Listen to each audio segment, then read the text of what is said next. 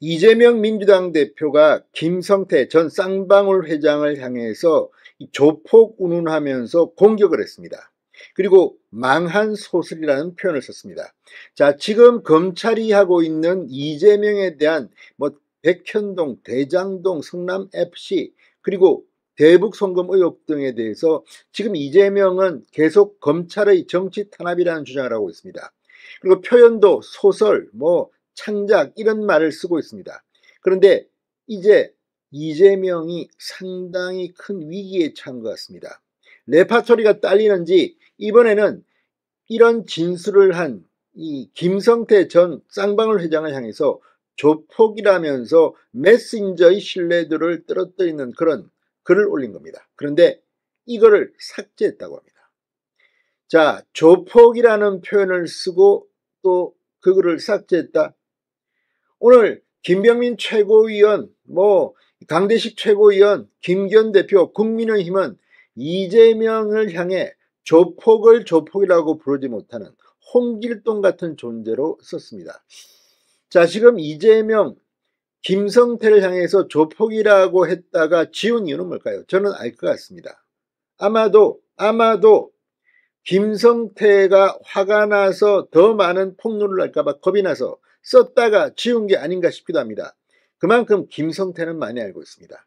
이화영 역시 마찬가지입니다. 지금 이화영 부인을 향해서 친명 최고위원이 통화를 하고 재판을 방해하고 있다는 의혹이 지금 대두되고 있습니다. 검찰은 이 부분에 대해서 따로 수사도 하고 있습니다. 이런 가운데 이재명이 얼마나 급했으면 자신이 쓴 SNS를 지우기까지 했겠습니까? 김성태에게 백기를 든 것 같습니다. 자, 김성태 아직 말하지 않은 게 더 있을까요? 아무튼 이 부분에 대해서 추석 전에 이재명 대표에 대한 구속영장을 치고 국회에서 체포동의안이 가결돼서 감방에 갈 수도 있다는 관측이 나오고 있습니다. 자, 이번 추석 연휴 2일날 공휴일로 정하면 6일 황금 연휴입니다. 그런데 어쩌면 이재명은 그 추석 황금 연휴를 구치소에서 지내야 될지도 모르겠습니다. 진성호의 융단 폭격 시작합니다. 이재명 민주당 대표를 융단 폭격합니다. 방송에 앞서 아직 진성호 방송에 구독자가 아니신 분은 붉은색 구독 버튼 눌러주십시오. 더 좋은 방송으로 보답하겠습니다. 자, 이재명 대표가 쌍방울 대북 송금 의혹과 관련해서 김성태는 조폭 출신의 평판이 나빠 만난 적도 만날 생각도 없어 접근을 기피했다고 썼습니다. 김성태는 물론 전 쌍방울 회장입니다. 자, 이재명 대표는 망한 소설 대북 송금이라는 제목의 페이스북 글에서 김성태가 이재명을 위해 2019년 800만 불을 북한에 대신 내줬다는데 라며 이같이 적었습니다. 사적 면담이 실패하자 2020년 3월 쌍방울은 김성태와 도지사가 참석하는 마스크 10만 장 전달식 개최를 요청했다. 수천 장 전달식에도 참석한 이재명이지만 김성태의 의도를 간파하고 거절했다고 강조했습니다. 왜 이런 이야기를 할까요?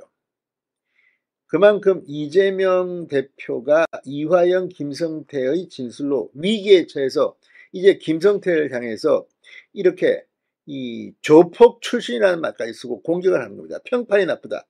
그런데 이재명 대표 주변에는 여러분도 아시겠지만 조폭의 그림자가 너무나도 많이 어른거렸습니다. 실제 SBS 그것이 알고 싶다는 이재명과 은수미 두 전직 성남시장의 조폭과의 유착 의혹에 대해서 대폭로를 했습니다. 법적 대응하고 난리 났지만 결국 이재명은 법적 대응을 포기합니다. 자, 어쨌든 이재명 근처에는 조폭의 그림자가 어른거린다는 말이 나온 게 한두 번이 아니고 실제 무시무시한 인물들이 수행도 하고 의존도 했다는 의혹이 있습니다. 그런데 지금 이재명이 조폭이라는 단어를 쓰다가 왜 적겠습니까? 둘 중에 하나입니다. 하나는 김성태가 무서워서 김성태한테 조폭 출신의 평판이 나쁘다고 했다가 이걸 보고 김성태가 열받아서 더 많이 불까봐 그랬고, 또 두 번째는 김성태가 아니라 조폭에 대한 조폭의 평판이 나빠, 조폭 출신의 평판이 나빠. 이재명 주변에 있는 조폭 출신들이 열받아가지고 이재명 그러면 난 야하고 일 안 한다 이렇게 혹시라도 만약이라도 반발했을까요? 아무튼 이재명이 페이스북 글을 삭제했다는 부분에 대해서 오늘 국민의힘이 맹공을 퍼부었습니다. 자, 김기현 대표는 오늘 최고위원회에서 급기야 조폭을 조폭이라고 말하지 못하는 막장극까지 벌어지고 있다. 우리 사회의 척결 대상 1호인 조폭과 깡패를 조폭이라고 깡패라고 말하지 못하고 조폭 눈치 보면서 전전긍긍하는 당대표와 그를 맹종하는 인물들이 지도부가 되어 있는 정당을 어떻게 정상적인 공당이라고 할 수 있겠는가라고 직격탄을 날렸습니다. 잘못한 것이 없다면 조폭 눈치를 볼 필요가 없을 것인데 조폭 눈치나 살피면서 조폭에게 잘 보여야 하는 처지라면 조폭과 공범이라는 사실을 자인하는 것 아니겠느냐라고 세게 공격했습니다. 김병민 최고위원은 썼다 지웠다 6번을 수정한 이재명 대표의 SNS 글이 또 논란이다.